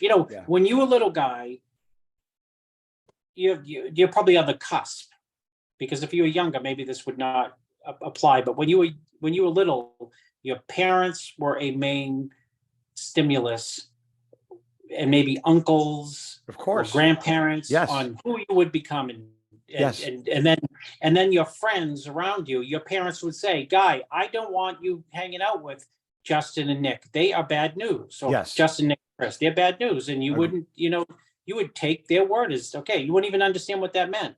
Yep. But now, the younger kids, not my 18 and 19 and 17-year-old, because they were homeschooled, but the others are going to regular school. They are shaped by us, but they're less shaped by, aunts and uncles, because the family unit is broken up too, because people can live anywhere now. It used to be like the Sistaninos, they all live in New Jersey. Now it's like one's here, one's there, one's there. FaceTime, and this is all, it's like you're there anyway when you're not there, right? So yeah, but there's nothing like being there, right? You don't want to be there. Oh, no, I wasn't discrediting that at all. And then on top of that is the social environment, the schooling, where kids go 9 a.m. to 3 p.m. has a massive shaping on them, more than the adults. I only see my kids now, right? When they used to be homeschooled, the older ones. Now I see them like the 9-year-old. He's out the door by 8:30 and back in at 3:30. Yeah. Maybe I'll take him to track or something. But in that 8-hour period, he's seen more things and heard more things than then I can deflect Yeah. through parenting, and it's a challenge, and it's different. And it's funny because I just recently go back to, I think about it a lot. It's funny you ask the question, and like sometimes I'll yell at my kids in the store or something, and people like, oh, aghast, and I'm like, God, please don't anyone challenge me on yelling at my own damn kids in the grocery store, because you know what? You have zero tolerance for that shit. Well, kids, you know what? Kids' job is to push their parents. They push boundaries. You know what I mean? Talk about, little kids push boundaries. Talk about wearing them down. We started the show with saying I was kidding, saying you wore me down to become your coach. But, kids will ask, can I have another one? Can I have another one? Can I have another one? When you're a kid, can I have another cookie? Can I have another one? You say, no. And then okay, just shut them up. Saying yes is easier than keep repeating saying no. Yeah. So, it's in. So do you think it's the time, or because, and I'm asking because I know Nick's 28, I'm 41. You're what, 50? 56. 56. But I know Nick's parents pretty well from being very close to Nick. And I'm going to go on a limb and say Nick's parents, I think, were like that too, with like, I don't like you hanging out with those fucking people. Like, stay away from them. Well, they're like, at the tail end. Yeah. They're at the tail end, though. They're at the tail end. It's different than like, John Smith, who's 23 having kids now. And it's a whole different, it's a whole different world. So do you think it's a parenting issue more so, or is it just a generation thing and how the world kind of views things and accepting, not accepting? It's the, we've been conditioned. I'm asking because there's so many different views thrown at everybody as to the who's, the when's, the why's, the where's, the what's. And we've been conditioned to accept everything. Yeah. And when you accept everything, then there become exclusively no boundaries. Yeah. And without any boundaries, you have the sound factory. You know what I mean? But in real life, you have, you can't even, express what's important to you if it's quote conservative, if it's putting boundaries around something. And that's just the times we're living in. And it helps create this idea. I mean, part of that is, I think we live in a time of, I'm not telling you something that you don't know, but, cancel culture. Well, so to touch on that, because I wanted to go there with you, do you think a major part, and Nick, I want to know your view too. So do you think I don't want to say defamation of what a man is, but Chris, what's funny is I actually be on this podcast last minute. We were talking about Andrew Tate, you and I, yesterday and today, literally talking about the video, the interview. And it's kind of like, the being a man kind of got put that, like, if you think about it, nobody talks about, people always like, oh, you have to post you're cutting wood and, going fishing and hunting. Like, what are you trying to prove? And I'm like, I'm not trying to prove anything, but what I am trying to prove that if there was a shitty situation that popped off, there's certain places you might want to be over others. And if something bad was going to happen, I'm probably a place and a house and a person you want to be around if shit got ugly. That's all. Yeah. Because like I was brought up to be wired a certain way. And I think that's okay. But we're looked at like now at like, oh, like today, like I went fishing. I was on a go-kart. I went to the gun range. Somebody would be like, you killed fish and you went to a gun range to shoot guns. Like, wait, what the fuck's wrong with you? And it's like being a man, almost like that's like frowned upon. Like, Nick, do you see like, Nick, you're in the thick of it because you're on social media much more than Chris. Yeah. So you see the downplay of what being a man is like, do you ever look at that something like, I don't understand. Like, I just don't get it. Yeah. You can't everyone judges everybody for what they do. It's like you going out and shoot guns, people frown upon it. They don't think it's normal. But they frown upon on the being a man part. Well, yeah, because that's not what society is anymore. It's not what it's about. That's what it was back in the day. That's how you grew up. So that's what you are. Nowadays, that's not what it is. It's like, even like when Chris says, people frown upon him for yelling at his kids in a grocery store. that's frowned upon now. Like there's everyone's too sensitive. Everyone that you're not allowed to discipline your kids. God forbid. I don't know if Chris ever did, but God forbid, he gives his kid a little spanky on the butt for being bad. That's frowned upon. Like you will get looked at. And I was raised where I got beat when I was younger if I did something wrong. Like I didn't see an issue with that, but I just think nowadays the world has gotten too sensitive. There's too many rules. And everyone's just becoming soft. Do you think they give kids, Chris, too much power? Yes. Yeah. I don't think that, I don't give my kids choices, but I don't give them excess choices. And yeah, I mean, yes, I do. So, you can discuss that ad nauseum, Guy, but I agree. Things, when you go into, it's not a business, but when you go into a business, there's the manager, the people works under the manager. Without the management team there, things can't run effectively. Yeah. And without defined roles, for the parents, they're in charge. Now, when you say defined roles, are you leaning more towards, and it's okay because I kind of in a way agree. Are you leaning when you say defined roles as in more like kind of like a gender role type of scenario? Well, I mean, I was just thinking like, parents are in charge. Yes. And kids can obviously, my kids ask questions and sometimes my kids don't disagree with me, but you see kids out. I was in a plane recently and I said, oh, what well-behaved kids. And then, by the time the plane was 20 minutes into into flight, the kids, they had to be like 5 and 7. They were like telling their parents off, and the parents were like at risk of like being embarrassed, were like kowtowing to the kids. And I thought, like, you got to be kidding me. My grandmother would smack me right here. Yeah, that's what I mean. Like kids, you see kids now more today yelling at their parents and nothing happening in return than you would back in the day. Well, people want to be like friends with their kids. So do I. I want to have fun times with my kids and this and that. But you got to define who's in charge. Didn't you tell me the other day when I said that about being friends, and you said, well, your parents can't be your friends? You're like, I disagree. Oh, did I say that? Yeah. Yeah, you said. I was a guy. I was on the playground the other day, and I asked this kid was like bullying another kid, and I just.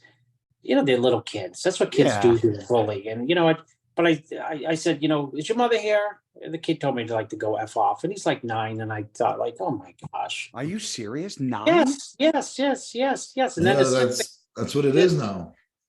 Yes. And then his mother came over and she said, you're picking on him. I said, no, if I was picking on him, I would have yelled at him. If I was picking on him, I said, do something wrong. All I asked him, because I saw him picking on a kid who was littler than him, I said like this. Is your mom here? Because I know I didn't want to say, is your mother here? Where my kids, I'd say, get in the car if they were picking on someone else. But that's it. Everyone's too easy. The mother, when she came over, was so easily offended. And, I at the end of the day, I felt bad for the kid. I felt bad for the kid because, he's empowered, and trying to push me around. And that means he pushes his mom. If his father is at home, he's pushing. Well, if he talks to you like that and you're a stranger. Yeah. He's definitely talking to his mom like that. So we're going back a couple of years ago. And I had a conversation with a girl that I was just talking to. We were having a conversation. It wasn't somebody I was dating. We were having a conversation. And I mentioned something about church and whether you believe in church, God, doesn't matter. But the point was that she's like, well, if you had kids, what would you do about, going to church? And I'm like, well, I go to church on Sundays still. I said, I was brought up. I said, I was an Antioch retreat leader in high school. I did CCD. I said, I went to church every Sunday. I said, I was brought up where my dad never wanted his family or his kids to be the type that only went to church on the holidays, on Christmas Eve, on midnight mass, on Easter. Like the people just want to go on the important times. And my dad's perspective in life was every time's important. Every day is important. Every week is important. Like every time that you can give thanks, you give thanks, so, but my point is that I said, I would make my kid go to church until he was an adult or, moved out of the house old enough to make a decision where he didn't want to, for whatever his reason being. Like, I still go to church. My brother doesn't go to church. He has his own reasonings, but he's grown up. He's got 2 kids. He's married. So the point was, I would never let a child tell me they wouldn't go to church, because I didn't really understand the real value of what church was and what God was and the belief until I got older and I was into my high school and college years. And I really understood about, the Bible and the book and the New Testament, the Old Testament, and just the stories and how they intertwined in life and what, the belief is, whether people believe it to be real or not. My choice as a father would be, you go to church until you're able to make a decision, and the girl goes, well, what happens if, at 8-year-old, they said, well, I don't want to go to church. I don't like it. I said, I'd be like, too bad. He said, well, I disagree. I feel like the kid should be allowed to make a decision. My kids don't want to go to school in the morning sometimes. That was my point. And with regards to going to, let's say, church. Yeah. I tell my kids, and I've told them this, is that, you're not going to understand, your understanding of God is very limited.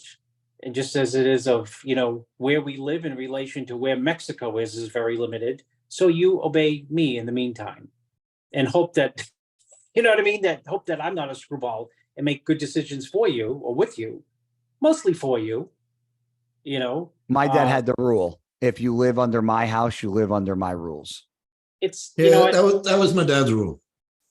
It's not unique to New Jersey, because that was, that's how it's always been. And it goes to, what I said about boundaries. Rules are boundaries, rules rules are not made to punish you. They're made to give you, keep you in line. You'd say keep you in check. Keep you in check, keep you in line, and keep you on the straight path. Because you know what? There are, especially this day and age, there are so much to go out there and explore and get yourself into trouble. That's why, when you were kids, Guy, your parents would say, you're not hanging around with Nick and Chris. They're bad news. They can get you into trouble. So trouble, it could be so much. And it's funny, I actually wrote this down in the book. What is something that you got in trouble for as a kid that bad grades? No. Like something, no, everybody got bad grades. Like most people got bad grades or got a detention or like did you ever do something? Like there were things that I did that like my dad fucking snapped at that. Like, I'm like, man, like looking back at it, like he got that mad at that, but the things kids do now. So, okay. So hold on. I got high. You actually got, how old were you? The first time I walked into my house high, I was probably 17. Oh, so you were older. Okay. Yeah, I didn't listen. Wait, how did they catch you? What do you mean you walked in high? Well, my dad was in bed sleeping, and my mom was on the couch, and I just kind of walked in. And I was like, hey. And she's like, "Come here," and I'm like, "Hi." She's like, "Are you high?" I'm like, "No, I'm not." She's like, "I know what high is. You're fucking high," and she just. Went on a little mama attention tantrum for a little bit. And me being high, I kind of just went through one ear, out the other a little bit. And then the next morning after we're off, I had a nice little lecture going. But she didn't pull the wait until your father wakes up in the morning? No, because we didn't do that. That was only for the hardcore shit. Chris, what was what were things like, what did you do as a kid to get you in trouble? Like, what's something that like you remember? Like my dad can still tell me stories of things that he did. Like what's a story that stands out that like something you got in deep shit for with your mother or your father? Oh man. Because there's so many I could go. I don't know, because I tell my, because you were perfect. No, because I wasn't, but I had my father instilled fear in us. You know what I mean? We were scared shitless of my father. So was I, but you definitely slipped up because I did. It's not like he beat us, regularly, because he didn't. It was very infrequent, but there was the threat to follow up. And you remember the first one. It's like, damn, and he could get himself into that stance where you knew he meant business. Oh yeah, or give you that look. Yeah, well, I mean. Oh, the look. Oh. Being by like 9 was like not 9:05. It was Not like, 9:01. oh my God. I'd worry the whole night. Like I got to be in by 9 and my father's going to go nuts, you know? So there was Nick. So I used to be big into skateboarding and snowboarding, and my dad hated the fact, Chris, that I was a snowboarder and a skateboarder because he was like, "You're gonna fucking get hurt, and then you're not gonna be able to play football and like play sports." So we had like an old shoe rack in my house made out of wood. You know the shoe racks you used to have in like the little mud room where you put shoes on, Chris, where like the shoes are muddy when you're coming from outside. So we had like a 3 stack of wood. My dad put it in the garage because my mother got a new one for inside. So he just put it in the garage and it was just there, like almost like near the door, like he was going to use it for whatever. So one day it was snowing out and I loved to skate so much. So I would skate in the garage if I could. I'd find like a pavilion to skate at that had like an overhang. So I took all the stuff apart. I took all the nails out of it and I made a fucking little like ramp out of all the wood from the shoe rack. And you were how old? Huh? And you were how old? I was about 13, Okay, 14. yeah. Nick, my dad came home from fucking work. Whoop that ass. And saw that I fucking took the shoe rack apart and like nailed it together and made a fucking skateboarding ramp. Now, if I made him if I made something other than a fucking skateboarding ramp, he probably wouldn't have done anything. He fucking called me downstairs. Whoop that ass. Chris took every fucking piece of wood and snapped it 3 times over his fucking knee, chucked all the pieces of fucking broken wood that were fucking splinters everywhere on the fucking ground in the corner. And he goes, now fucking clean it all up. And fucking walked inside. Because he was mortified that I fucking. Oh, no. But my dad fucking whooped me numerous times for fucking me being an asshole. Yeah. And well, that's why we love you, guy. If you're some wussy guy, we'd be like, you know, what do you think of Guy? No, he's a baby. I don't think I'm a baby and I don't think I'm tough. I'm just somebody like I could probably get my ass beat by by a lot of people. I say shit too, but I at least say it. Like it's not about, I at least like will confront somebody. Like I'm a man. Like if I get my ass beat, great. I get my ass beat. But at the end of the day, at least I'm going to say it. I'm not going to be afraid to say something. And you know, because you only live once and your words don't, you know, they die with you if you don't say them. So, you know, speak the fuck up is my kind of motto. All right. Well, I got to make sure that my house is not burnt to the ground. I got a 4-year-old and a 9-year-old in the other upstairs. Nobody's keeping an eye. They're off. They both had I was at a track meet today, so the 4-year-old's probably fall asleep on the couch, and I bet the 9-year-old, because he had track, is like. What is he? What is he like? Does he run? Does he throw? He did shot put. The 9-year-old did shot put. Awesome. 200 and high jump. He's okay. He's okay. That's very different. Those are different things. Yeah. That's very like. He's trying to figure it out. Yeah, he's trying to figure out what you know what I mean? He don't know what he's good at yet. That's so awesome. The good thing is that the coach is just, you know, getting his feet wet in different type of events, and he'll gravitate, you know, like kids do, towards what they like, and, you know, sports what they like. And I have on my list, I got to go up and my list guy, I got to talk to him tonight. You just reminded me, I got to talk to him. Is he going to play football or soccer? Football. Now I'm gonna coach him on that. And I'm Football. gonna say, did you want to play that? Do you want to play soccer where you can play the intramurals? We have like 3 girls and 3 boys on the team. Or do you want to play football, the greatest sport ever invented, including bodybuilding? Where, right? I think you actually like football a little more than bodybuilding, though. There's nothing better than football. Football is the number. If you want to teach, if you have a kid without a father, and you want to teach him discipline, and if you want to teach him patience, and if you want to teach him how to be aggressive and control his aggression, and if you want to, most important, teach him how to take orders, because football players play as a team, and how to, from other people, take orders, and how to play as a team, and now how to put yourself first. I learned all that by watching my son play football. I love that sport. I sit on the sidelines. I fall in love with the coaches, because the coaches are coaching a team. You know what I mean? They're coaching, and it's a great sport. It's a sport in which I agree. you can have superstars on a team, but really, you know what? And it's a sport that you can have an average offense and a killer defense and be the best in the league.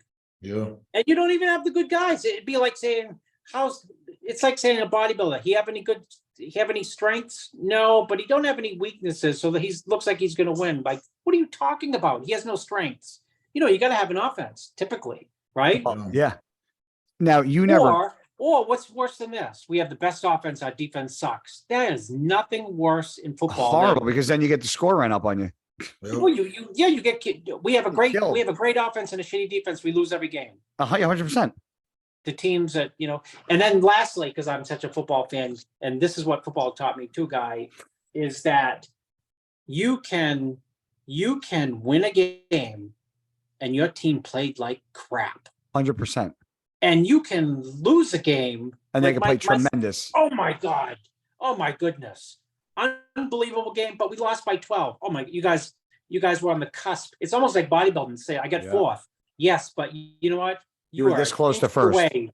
Yes. You were really doesn't make any sense. But you never played. Now, Nick, I never played. Yeah, well, Nick was a very good baseball player, correct? Yes.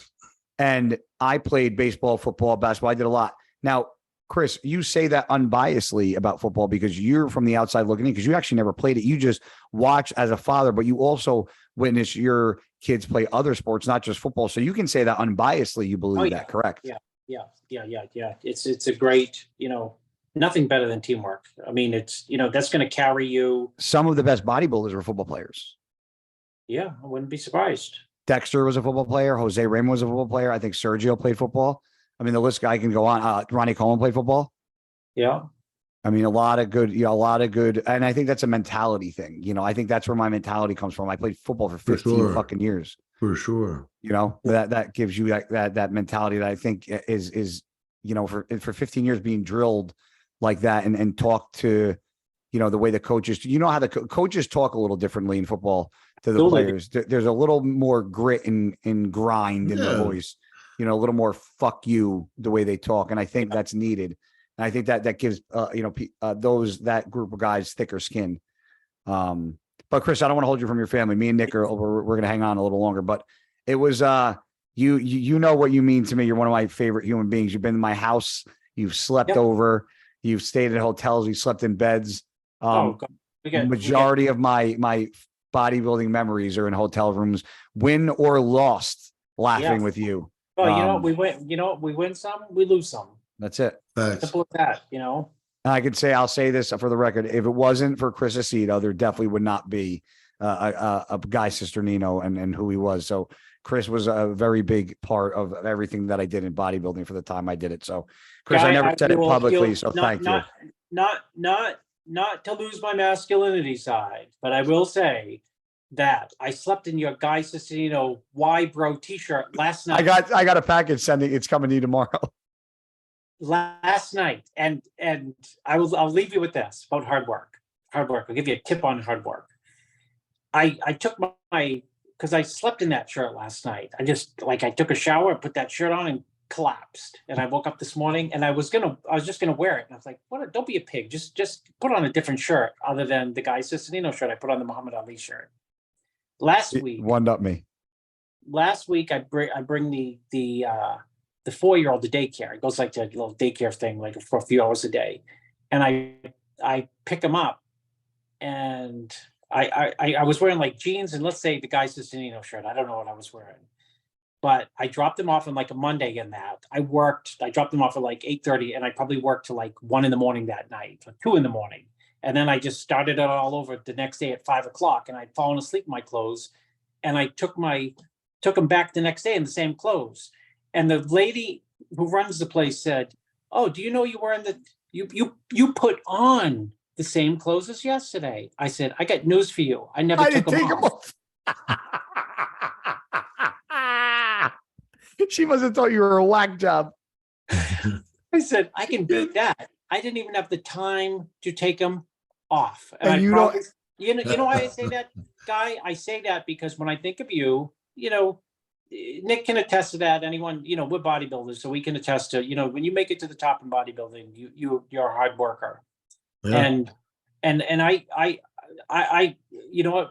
run around all day long with people, and when they're late on me, I'm late for nobody, and I'm on time for everything. And I have giant checklists that I get through every day. And someone sent me an email today. It says, "Sorry for the late email." It was someone from a code city code, and it was like 2 weeks late.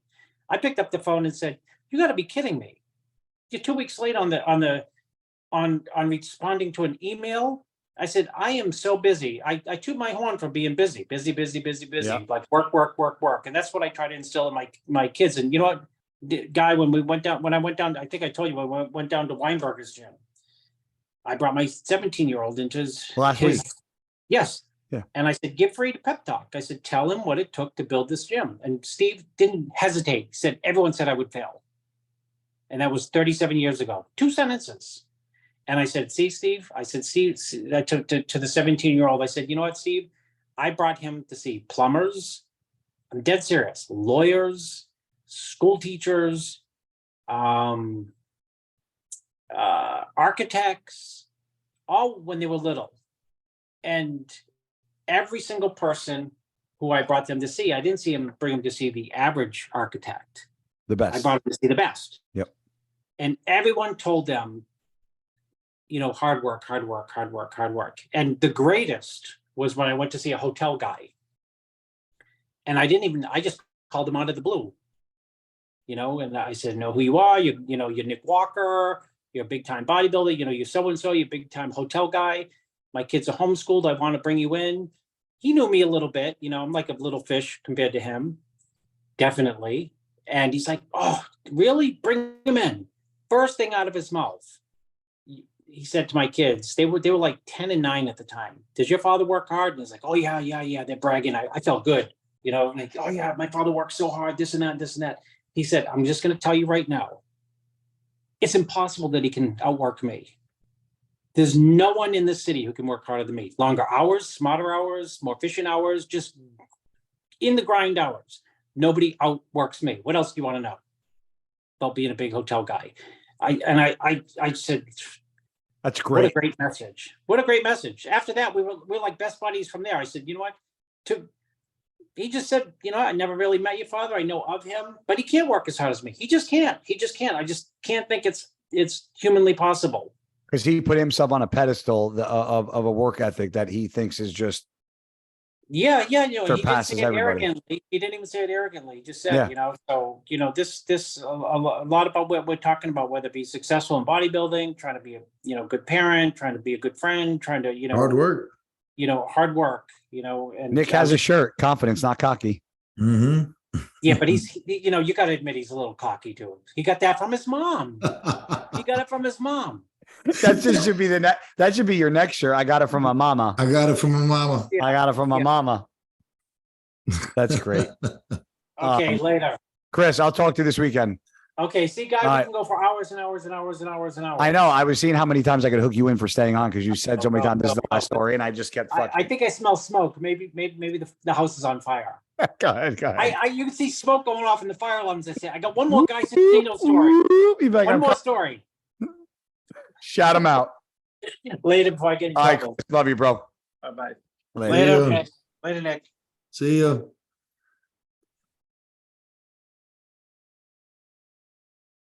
He's a fucking ride, ain't he? He's awesome. I love Chris. He's so smart, right? And his brain works so fast. That's why when I do like the impersonations of him, I'm always like, guy, because his brain is working so fucking fast that he just can't keep up with it. But this is good. We had all 4 on, 3 on, 2 on, and I'm glad I got you because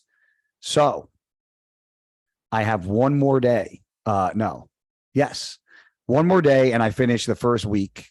Oh yeah, how was it? How do you like it? So for everybody that's wondering, this week I started doing the app, the RP hypertrophy which Nick bragged about with Jared Feathers and Mike. What's Mike's? I always forget Mike's last name. Mike, Aceto. I can never say it right, but Mike Isaac. Mike, we know who you are. We'll just call him Dr. Mike. Dr. Mike. Okay, so got on the phone with Jared, talking for quite a long time. I've been going back and forth with him, and I have my one more day tomorrow, which is my back. How does he have your shit split up? Like, did he do it for you, or did you set it up? He did it for me. How does he have it set? Like what does the split look like? So Monday was is there a way to go back? Like that's the one thing I don't know on the app. Like, is there a way to go back, like the previous days on the app? Yeah, you can hit the calendar. Okay. So day one is back, buys, shoulders, but it's like an upright row or something, right? It's one bicep and one shoulder exercise. That's it. And then day two is hams, quads, glutes, calves, forearms, which I switched this week because yesterday my cousin came up from Virginia. So his son who's 14, wanted to train legs with me. So I just switched those days this week. I told Jared. Day three, which is chest, triceps, biceps, and shoulders, it's 3 chest movements, 1 tricep movement, 1 bicep movement, 1 shoulder movement. And then tomorrow, this is going to be the day. This is something I've never done. So this is going to throw me off. So I'm going to have to get used to it. So tomorrow is back, hamstring, quads, shoulders, and forearms and calves. So does it? Yes. Okay. Now, have you done one of these days? I have. The way I had him set it up a little different, but the first time I did it, that's how it was like kind of set up. Okay. I told him specifically, I like to keep push on push day. I like pull on pull day and legs with legs. That's how I just felt more comfortable. So like, for example, like a push day would be, 3 chest movements, 2 shoulder movements, and maybe 1 or 2 tries. That's what I do. Pull day, do 2 to 3 back movements, a rear delt movement, and then like 2 biceps, and then legs would be legs. But the difference is with the legs, I would do one day where it was like a quad dominant, where it was like 1 hamstring and like 2 or 3 quads, and then the next leg day, would be like two hamstrings with maybe like 1 or 2 quads that aren't as intense as the previous quad day. And then it kind of just repeats it that way. I don't ever do like a shoulder dominant per se. Okay. I've actually felt like ever since I kind of stopped shoulder pressing, so to speak, and just kept it to like a side lateral front raise. First of all, I feel like my shoulder joints feel a lot better for one. Sure. But 2, I actually feel my shoulders have just gotten bigger. Okay. If you want my honest opinion. Yeah. And the way he has me do side laterals, I don't know if he ever told you this, because there's a lot of things he does differently than like the average. He comes all the way up. Oh no, he didn't tell me that. I like it. I don't even know if I can do that. But here's the thing: you can't go heavy. When I tell you I do it, no, I'm just saying because of how bad my shoulders are. I know. But like I would use like 15, 20 pound dumbbells.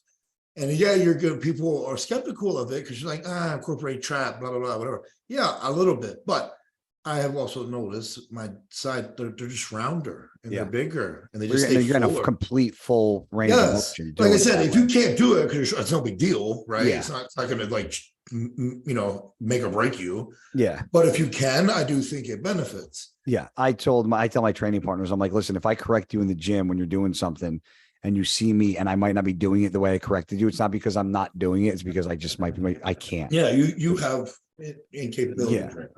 And then, so tomorrow is pull up, is a pull up, a row, stiff leg deadlift, a hack squat, Y raise, a grip roller machine. I don't know what that is. It's for forearms, but it's all right.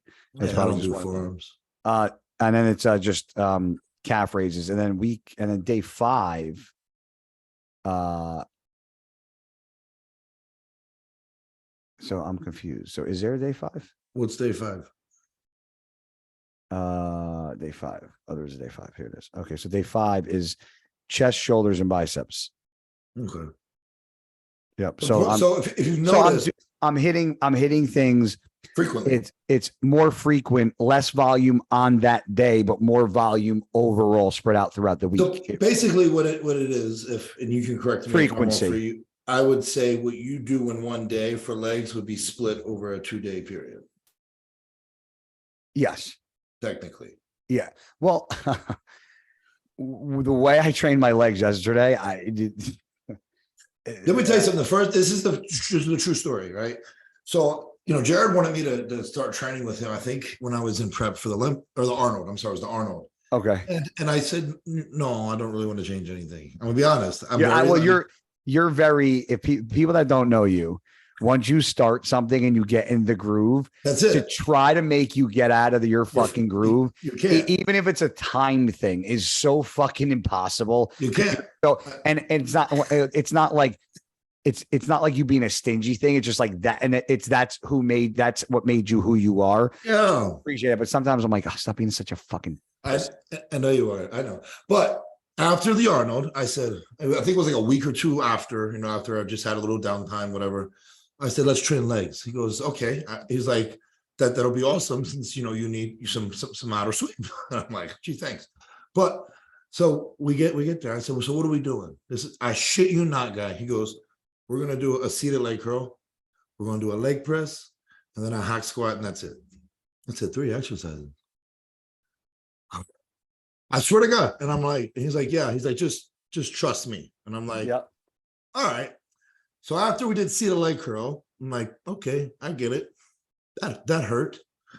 We get to the leg press. We did in the fashion. You remember, it's a different style. It's not so much training, it's the style, right? So when I did it his way, we did leg press. It was like 3 sets. Each, set is not to the ultimate failure, but it's, a couple reps shy. We did 3 sets of that. But it's the style in which it was done. I was fucked. I was done. I could have called it quits after the leg press. And we get the hack squats. We only did 2 sets there. And I was like, what the fuck? I woke up the next day and I felt like I was hit by a ton of bricks. That's today. I was like, what the fuck just happened? And my legs were sore as fuck, round as shit, but no joint pain. No. Oh, it was just all in the muscle. What did I text you today? Your legs are so sore, it hurts your butthole. And I was doing something that you told me that he does, which is he kind of like, it's almost like when I was squatting, I don't know if you were watching this, I was like over exaggerating the bottom. Like I was hold it all the way down, like over exaggerating that. And see, here's the thing that I guess, I learned with him was I always thought the hardest part of a rep was the negative. But the hardest part is actually the stretch, is sitting in the bottom. Stretch. Yes. Yeah. So even on the leg press, you go slow and you go as deep and you hold it. Yeah. And then explode up. Yeah. You're fucked. Like it's done. So with everything he does with the eccentric being the main focus or the main focal point, are you still explode? Like I was still trying to control the rep on the way up and not try or do you try to explode with that? Like I explode. I mean, it's controlled. Obviously, I don't know how to not control. Okay. But it's still like it's like this. Like this would be a rep. It would be like slow, whole hot minute, and then boom. Okay, so I was going a little slower. I was actually making it a little harder on myself and the guys. No, dude, I loved it yesterday. I mean, I did leg press. We did hams. We did squats. The only thing I didn't do, and I don't know how to change. I put it in a note of what it was. He wanted me to do. You can change exercises. He wanted me. Oh, you can. Yeah. It was walking lunges with a barbell, and I just put the note underneath, and I just put dumbbell, and I put in parentheses because barbell kill like the bar. It's fine. Like that. It just hurts my shoulders. Yeah. I'm not doing that. But he does really make you think, and I think that's something that people need to start doing. Did you take longer rest periods? Because that's a key thing for this. Well, like yesterday, my cousin was here with his son, so there was 5 of us training. So it was like yes, it was obviously a long rest period. Yeah. Because with this specific style, from what I'm also learning is when we get into a certain groove, me and you, I know for a fact we move fast. Yes. With this style, the way it's supposed to be done, you want a longer rest period. So what do you consider a longer rest period? I mean, when you're recovered and then wait maybe just a tad touch longer, So like 2-3 minutes or longer? maybe. Yeah, say like your top set. I don't know. We'll just use leg press, for example. You get 6 plates on there and you reach 12 reps. And if you normal, we would wait what, like 45 seconds, go again. A minute. Yeah. You don't want to, you want to wait a little longer because the point is you want to hit that same shit again and try and almost match it. Okay. If we just did that and just, reach just short of failure, right? And then 45 seconds, we hop back under it. We're not going to get even close. Yeah. It's probably the same amount. It's just not going to happen. Joe was getting a little fucking pushy and kept like jumping the weight, not yesterday, but the day before when we were doing I think it was push. And I was like, yeah. I said, stop. This is week 1. I said, stop making big jumps because it's going to fuck up the whole week. And he would make a jump and then we would, change the tempo and he'd be like, I shouldn't have went that heavy. I was like, I fucking told you. Well, because it's like, so today I did legs and I did I think I hip press, you know what a hip Of press course. Yeah. It's right in front of you. Normally I could stack like I'm not 10 to 11 plates on each side. No chance with this. 6 plates aside. Yeah. That's crazy. 6 plates aside. And when I do it, because I like to do, I actually like to touch the weight before I actually do the set too, to see how it feels. Yeah.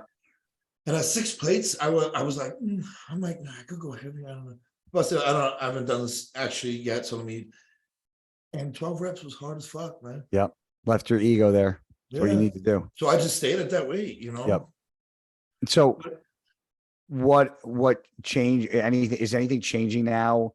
Now that we're getting a little more deeper into prep, like as far as your workouts go with that, like does Jared have full control over your workouts? No. So like Jared like set it up. Yeah. But I think we both know, like I also know my body to so in that sense, he's like, if you feel, something isn't working, just change it, because the way this is, and I know you've done it, and I think you're a fan of it, is like the whole deload shit. Actually, dude, so believe it or not, I never did a deload. I don't like deload in my entire life up until when John was still here, God rest his soul. He made you do it. Right? I did it. But it was only one. I did one deload. It was like 2 weeks, and I was so lost as to what to do. I felt like I was never been more lost in a gym trying to figure out how to not train hard. It was the hardest fucking thing I had to do. Right. So you can't train hard. This is what it is. So what this is, it accumulates volume over time. Yeah. So I don't know exactly how he set it up for you, but by like the 4th or 5th week, you're going balls to the wall, like fucking shit up hard. And then after like that last week where it's straight draining is the deload week. When you say straight up balls to the wall hard, in what like you're sense doing of the word? Or you're just talking about weight reps? Weight reps, volume sets, or pretty much. So whole increase how many sets we do. Yeah. The app actually does it for you. Yes. After week 1. Is that why? Yes. But what I do, because like I said, I'm not a fan of deloads, and I don't, I just don't find the ultimate. But are they benefit. Necessary? Here's the thing. This is the way I've set it up for myself. And I told Jared this, so he knows. When I do the app, I do not like to do more for me, 2 sets. I still progress even now after doing this with just 2 sets. Now, what I would do with the 2 sets is on the second set, I might do like a rest pause, or I might not. I'll just keep it as 2 hard sets and call it a day. Like you'll add an intensifier in sometimes with the sometimes. Yeah. And what I would do the following week is try and get to a higher rep, increase reps. Or if I hit, that certain week, the rep range I wanted, I would just go up in weight. Yep. But I don't ever exceed more than 2 sets. Sometimes I may do a third if I'm feeling really good that day. Yeah. But and if I just feel drained, I just rather take an extra day off. Now, correct me if I'm wrong. If you're doing a third set, and because I know me, this is the reason. It's normally because I'm chasing a weight that I haven't done, and I'm like, I'm going to do that because I haven't done that in a while. No. So like, yeah, it's okay. So today, for example. No. I'm not talking about now. I'm talking about in general. I would normally, if I was going to do a third or fourth set, you bumped away. It was normally because I was doing a weight that I normally don't touch, and I felt really good. And I was like, I'm going to do that. That I feel really good. Oh yeah, that would be like for today when I did the hip press. I did 3 sets. I did 6 plates aside. First set was 12. Second set was 11, and the third set was 10. Okay. And I did the third set because it just felt good. Yeah, it felt right, and I just wanted to do it again. And then the second movement, I did a Smith squat, and I did 2 sets, 10 reps each. And how much? You want me to be honest with you? Yeah. No, lie, please. 2 plates aside. That's what I did yesterday. It killed me. And I got 10 reps, actually. I think 10 or 12 killed me. But because people, I remember, I when I started doing this, I would post videos, obviously, and so that's why you're taking it a lot lighter, and people would be like, "Why the fuck are you training with?" And I'm like, "Listen, I have been in the height of my career where I was able to fucking dumbbell press 200s. I did all the cool shit. I said, I am now at a point, even though I'm still young and can still do shit like this. Yeah. I'm at a point where I want to just target my muscle only. I don't want to wake up with a sore joint. It's achy. I want my muscle to hurt. So now when I do this, and I think people are finally shutting the fuck up here. Yeah. They're seeing that I am improving really fast without having to load up all this fucking weight all on my back or whatever I'm doing. I mean, because think about it. Someone like my size, you're seeing Smith squat with 2 plates aside. You're like, what the fuck is this? Yeah, dude, I get it. And you know what's hard is the mental thing, because your fans are used to seeing it one way. Then you start posting a 180 of how you, so that's been hard for me to post my workouts, because I'm like, people are going to be like, well, you're doing 2 plates on a Smith squat. And I'm like, yeah, well, a couple weeks ago, I was doing 5 with no, it's not about that. It's just like, I'm switching it up so I could stay in the game longer, because I want to stay fucking, active and not bodybuilding, but working out. Like when you're done, you're still going to want the gym. It doesn't matter whether you're fucking in posing punks or not. And I don't, I want to be like, I hate to keep saying the same, but I want to be like a Jay. And when I'm done, I still want to go to the gym with no problem. Yeah, dude. You know what I mean? Like I'm battling it now. It sucks. I wish I see, and I talked about it. Like Nick, back then we didn't have that. There was no FST.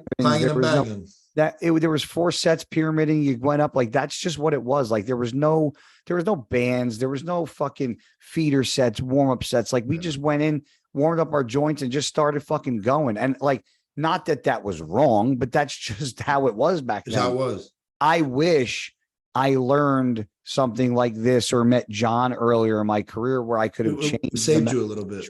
Yeah, a lot of pain a lot of the times. Now, however, what this week has probably been my least amount of joint pain that I've had in a very, very long time. Now, am I happy that I used the weight that I used? No, it's a little depressing. But listen, even when I first started, now here's the thing, right? I'm progressing in this. I'm saying you're probably going to go up too. Well, here's the thing. Like, did you see like the one chest video I posted like on how to grow a chest? Yes. I'm used to doing, right? Like what? 160s, 150, Easy. Here's the thing. When I was doing the 130s, right? Coming all the way to full stretch. That's people have to understand, like when you're going this slow and literally arching that shit and pausing and exploding, it's that 100. It's not easy. You're doing 2 things. You're over exaggerating the stress and putting your body in a very awkward position that it's not used to being in. And number 2, when you come to a dead stop and you fire off like that, you're recruiting and using muscle fibers that your body normally wouldn't use when just doing a straight down and up set. So you're doing a lot of things. It's very fucking hard to do. And I've done things like that before, but it was very fucking sprinkled in throughout. When I worked with Charles, it was 4 sets pyramiding up with drop sets or a superset or a giant set or, something like that thrown in. And then when I went to John, it was more of like the push pull leg type of things. And that's where I learned about feeder sets and intensifiers. And that was almost towards the end of my career.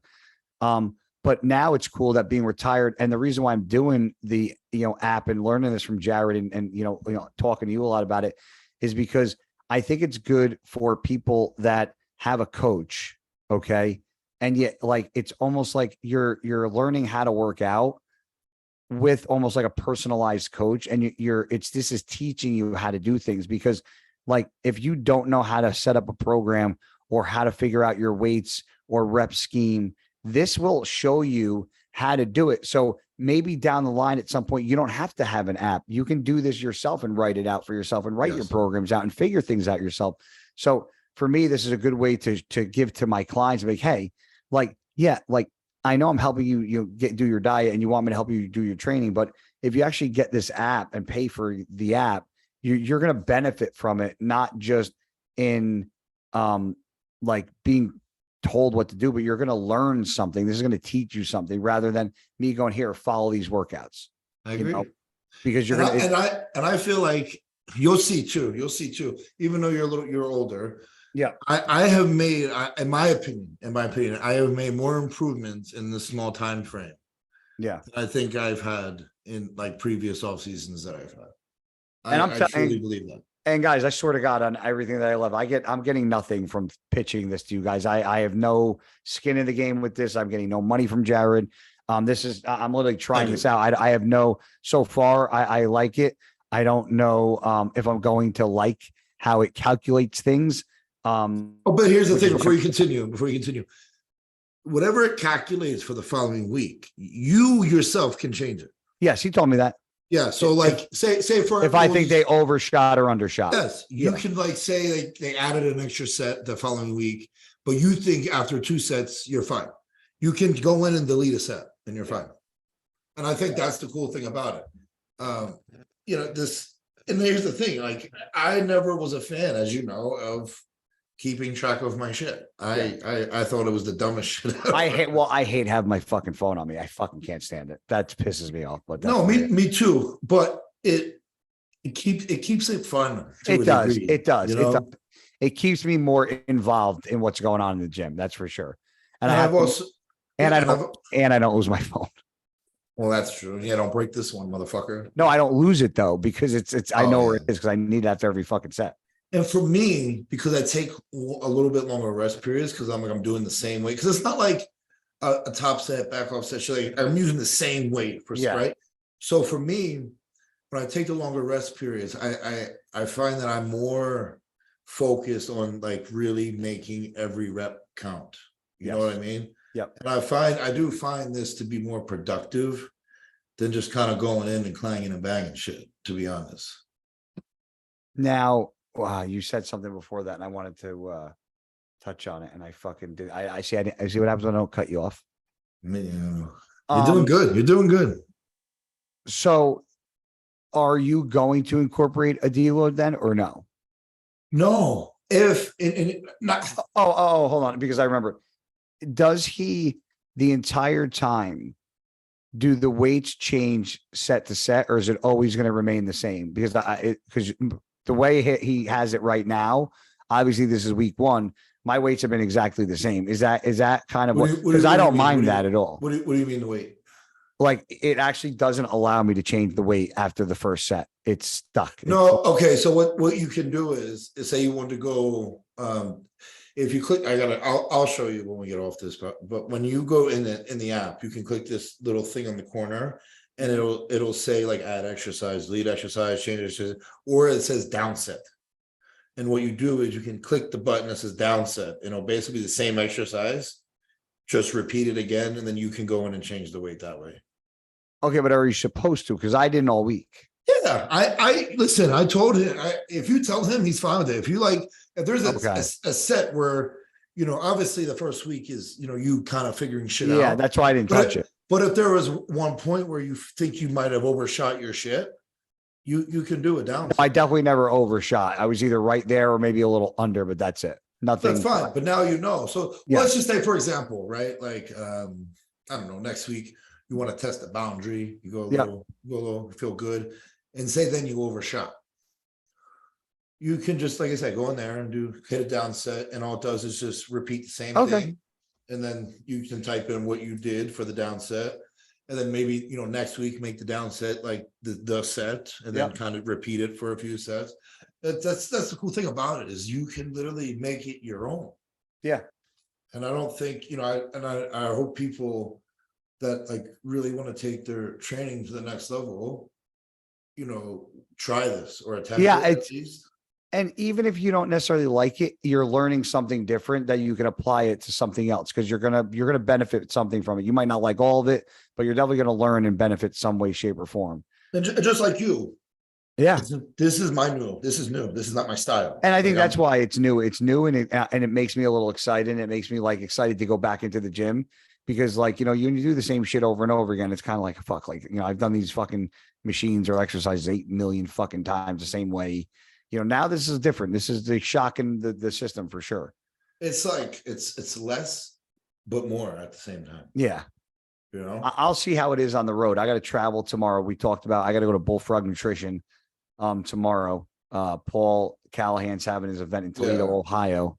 So I have that, but when this one comes out, I have already been back from Ohio, but I will also be at July 22nd. Manager Matt invited me. He takes care of all the guys, and the American Fit Expo in Houston, Texas is July 22nd. So I'll be there. There's a bunch of people going, myself, Jay Cutler. I believe, I think maybe Big Boy goes. I know a lot of other big name make appearances there. Yarishna, I'm not really sure the whole lineup, but there's Jay Cutler will be there. So that'll be coming up. So if you guys are in the area, in the Houston area, be sure to come by July 22nd, the American Fit Expo. It's a great time, good arena, good expo, a lot of people, a lot of fun events going on. So be sure to come by and say what's up. I'll have a booth there. And other than that, Nick, what's going on for you? You staying put until the O, correct? Yeah, bro. I'm locked in. I'm locked and loaded. Completely. That's it. I really feel like, this is going to be a different year, or good year. So I just want to be fully locked in. Now that me and Matt kind of somewhat had a full off season together again, not really, but we're back together for a longer period of time, doing this style of training. I feel very confident right now. Well, this is definitely going to be something different, because this is the best I've ever seen you looking in off season. I kept my waist really tight, which I'm very happy about. And everything kind of just grew around it, so I think my chest has improved. I think, my legs, the outer sweet portion has improved. Yeah. Obviously, I think my back has improved even more. Arms don't need much. I even think the shoulders improved without even really having a shoulder day, so I'm very excited. I'm very excited. Well, you look great, dude. I'm super excited, man. And I definitely will be out in Vegas prior to the Olympia, that's for sure. So I'll be seeing you sooner than later. Are you coming for it? Are you serious? Yeah, I'll be out there. I got stuff to do with the Uprising, Mark Flex. I'll be out there doing some stuff prior to the Olympia, 100%, probably in August. Oh, August? Yeah, 100%. Yeah. Okay, let me know. Yeah, well, of course. So today was a treat. We got Chris on last minute. Justin hopped on. We weren't sure he was going to come on. Yeah. So guys, I hope you guys like the share screen. I am going to jump off because it is 11 minutes after 10 o'clock, and I have to pack because I leave. I have to be out of the house by 8 o'clock tomorrow. Flight is at 11:20 out of Newark, so I'll be up probably around 5:30, 6 o'clock doing cardio prior to leaving. But until that time, appreciate you guys. Like, comment, subscribe down below. Let us know what you like, what you think, who you want on, questions, comments. We appreciate each and every one of you here on our podcast, Mutant and the Mouth. Until next time, out. Assalamu alaikum. We're out of this bitch. Bye-bye now. Later.